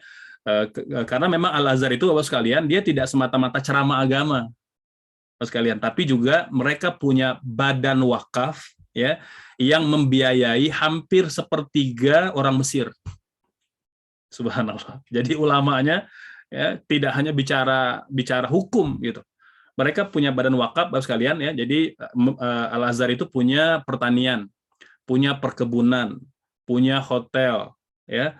Kan kalau kita tuh wakafnya kan hanya masjid, ya, musola, madrasah, kuburan gitu ya. Nah, itu kalau di Indonesia. Di sana enggak. Wakaf itu jadi hotel, jadi perkebunan, jadi pertanian gitu ya. Jadi Al-Azhar itu tidak minta ke negara untuk operasional. Jadi gaji dosennya, gaji pegawainya, saya termasuk yang dapat uang saku, ya, uang living cost di Mesir itu semua dari lembaga Badan Wakaf Al-Azhar Mesir gitu. Ini yang tadi betul ya, ini kata Bu Sri Maniati ya, wakaf produktif gitu. Jadi kalau kita kan apa namanya, meskipun saya ikut ya kemarin pertemuan wakaf internasional, Bapak Ibu, wakaf di Indonesia itu terbesar di dunia. Terbesar di dunia. Jadi kita bisa katakan orang paling dermawan di dunia itu bukan orang Arab Saudi, bukan orang Qatar, orang Indonesia paling dermawan sedunia. Kita punya aset wakaf itu lebih dari 400.000 titik di Indonesia. Tapi memang lebih banyak di 3M aja, bukan 3 miliar. 3M itu madrasah, kemudian masjid, makom, kuburan. 3 ini aja gitu. Kita nggak berpikir wakaf itu jadi minimarket, wakaf itu jadi hotel, wakaf itu jadi perkebunan, pertanian, peternakan. Kita nggak berpikir ke situ gitu. Ya memang berpahala, memang kita bangun masjid, madrasah, tapi harus berpikir bagaimana ada wakaf produktif gitu. Contoh aja, punten Bapak sekalian, kita bangun masjid, ya, kita bangun masjid 5 lantai, megah, indah, luar biasa, tapi masih ngenceleng gitu. Jadi udah bangun, udah jadi masjid wakafnya pun tidak bisa mandiri gitu. Coba kalau kita bangun masjidnya 2 lantai ya cukup lah, pokoknya nggak usah terlalu indah gitu ya, karena memang jamaahnya nggak banyak, 2 lantai cukup gitu ya. Uang wakaf yang lain kita belikan, kita buat minimarket atau buat perkebunan, itu nggak perlu ngenceleng lagi. Dari uang dana wakaf produktif tadi sudah bisa membiayai gitu, keperluan kita gitu ya. Nah, jadi sayang sekalian, jadi ternyata aset wakaf terbesar di Indonesia itu banyak wakaf yang tidak bergerak dan mati gitu, tidak produktif gitu ya. Jadi mengapa Saudi bisa membiayai bikin sumur, madrasah, sekolah, pesantren di Indonesia? Karena tadi ya kayak seperti menara Zamzam ya, atau tower Zamzam itu sekalian ya, yang 615 lantai itu ya, 615 meter gitu ya. Ada 600 kamar itu murni 100% wakaf Bapak Ibu sekalian, bukan punya Raja Salman. Ya, dari dana itulah nyampe ke kita bikin sumur, bikin pesantren, bikin masjid. Ya, artinya aset wakafnya tidak hilang, tapi justru produktif gitu. Nah ini yang mengapa ya ulama di Al-Azhar itu dicintai oleh masyarakatnya, karena tadi ulamanya hadir ketika orang lapar, ulama hadir ketika ada pengusaha butuh modal, ulamanya hadir gitu. Nah ini yang kita memang berharap ke depan gitu ya. Ulama kita itu tidak hanya jago di mimbar gitu, tapi juga jago di masyarakat gitu. Ya karena memang masyarakat kan butuh makan gitu. Ya kalau perutnya, dapurnya belum beres itu jangan harap mereka mau dengar fatwa para ulama gitu ya. Maka kita berharaplah sekarang sudah mulai banyak bermunculan para ulama-ulama kita ya, seperti Ustaz Adi Hidayat gitu ya, yang tidak semata-mata bicara ilmu tapi juga real di masyarakat gitu ya. Dan kita berharap juga banyak ya dari Bapak Ibu sekalian, kita punya anak, punya cucu, kita dorong untuk itu ya. Dan jadi kita optimis insya Allah ke depan itu bisa ya Ustaz Lukman ya, bisa lahir sebuah lembaga ulama yang independen dan mandiri gitu. Dan dia mengikat di masyarakat gitu ya, seperti fatwa Syekhul Azhar itu lebih didengarkan daripada ucapan presiden gitu, walaupun akhirnya karena negara takut gitu akhirnya dikebirilah Al-Azharnya dijadikan di bawah Kementerian Pendidikan ya. Kita berharap ke depan semoga berganti rezim, berganti kebijakan, mengembalikan Al-Azhar kepada kepada mauqif atau kepada sikap yang awal gitu. Begitu Ustaz Uman, wallahu a'lam. Syukran Ustaz. Ya, sami-sami. Ya, alhamdulillah, insyaallah ya. Semoga ada Al-Azhar selanjutnya Ustaz ya, yang bisa sangat begitu dekat dan memberikan solusi banyak untuk umat ya. Insyaallah. Baik. Alhamdulillah Ustaz, ini waktu telah sudah di penghujung. Mungkin boleh dari Ardiansyah ada closing statement mungkin untuk penutup dari 7 rangkaian pertemuan kita, Ustaz. Ya, baik Bapak Ibu sekalian, para ulama itu mengatakan bahwa ilmu pengetahuan ya yang kita pelajari itu harus bermuara pada 3 aspek penting. Yang pertama adalah tashih al-aqidah, ya, bagaimana kita meluruskan, membenarkan akidah umat gitu. Akidah kita, akidah keluarga, akidah lembaga kita gitu ya. Jadi ilmu apapun yang kita ajarkan di rumah, di masyarakat atau di sekolah gitu ya, harus mengarahkan kepada perbaikan akidah gitu.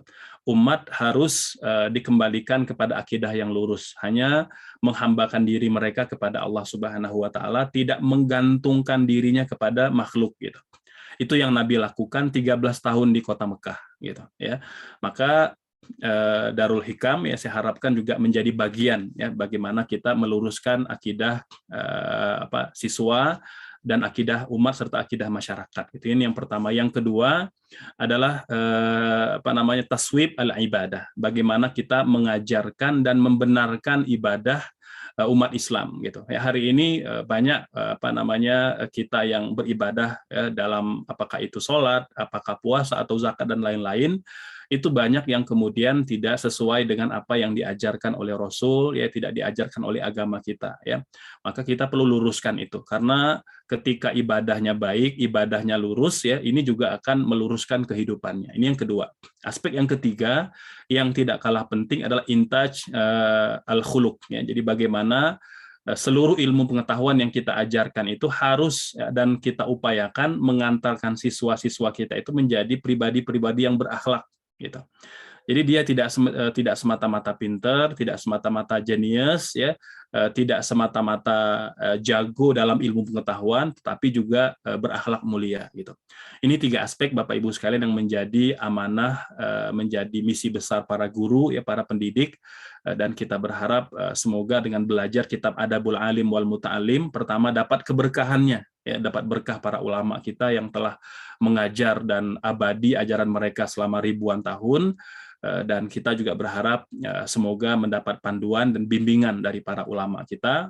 Kita boleh jadi tidak bertemu dengan mereka, tapi kita belajar dari murid-murid mereka sehingga keberkahan dan ilmu yang tersambung itu tetap ya, terjaga. Dan insya Allah kita berharap juga mendapat ridho dari Allah Subhanahu wa taala. Demikian Kang Faisal, saya juga mohon dimaafkan selama kurang lebih 7 pertemuan ya Kang Faisal membersami Bapak Ibu sekalian membedah kitab Adabul Alim wal Muta'alim. Mohon dimaafkan atas segala kekurangan dan terima kasih atas segala perhatian. Saya juga mendoakan Bapak Ibu sekalian diberkahi, dirahmati serta dimudahkan urusannya baik di keluarga, di sekolah maupun di masyarakat, dan kita tentu berharap diberikan husnul khotimah oleh Allah Subhanahu wa taala. Amin. Allahumma amin. Demikian Kang Faisal, mohon izin, mohon pamit kepada Bapak Ibu semua. Assalamualaikum warahmatullahi wabarakatuh. Waalaikumsalam. Izin kita boleh foto bareng dulu, Ustaz. Enggak, silakan. Kalau di kajian ini foto barengnya terakhir. Terakhir. Pertemuan ya, di akhir. Enggak, silakan. Enggak Bapak Ibu yang hendak foto bareng ya. Pada ini foto. Jadi per email ya Ustadz. Oh, iya. Ustadz, jika ada yang mau bertanya lebih lanjut atau berkomunikasi sama Ustadz Ardi, bisa lewat mana Ustadz? Bisa saya juga ada di sosial media ya, ada di Ardiansa_Asri_Husain ya, ada di Facebook juga, ada di Instagram, ada di YouTube juga, tambah official gitu. Kalau TikTok ya tidak ada video-video yang aneh-aneh ya, cuman potongan-potongan video pendek 1 menit. Jadi yang mau silaturahim di TikTok juga boleh, mangga silakan, sama Ardiansa Asri Husain. Dan mangga nanti mungkin bisa di-sharing Kang Faisal nomor HP juga, mangga kalau ada hal-hal yang ingin didiskusikan, ditanyakan, insya Allah kita bisa bersilaturahim. Oke, mangga di follow, itu saya sudah menemukan Instagramnya, saya sudah follow. Baik, untuk nomor HP jika jika ada keperluan boleh nanti chat admin mungkin ya, supaya lebih direct tentunya informasinya.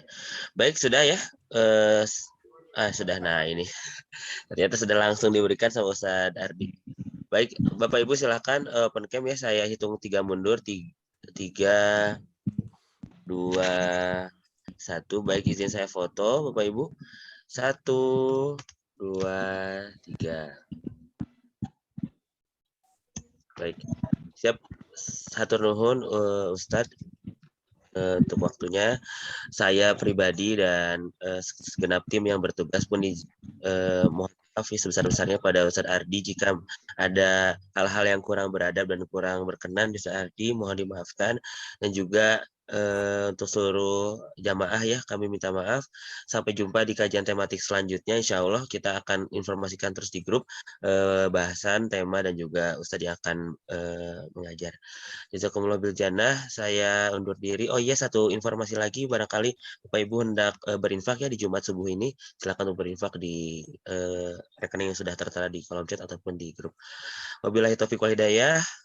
Wassalamualaikum warahmatullahi wabarakatuh. Hatur nuhun Sadardi. Silakan Bapak Ibu. Jazakumullah. Nuhun, sami-sami, mangga Bapak Ibu, hatur nuhun. Izin ya Bapak Ibu semuanya.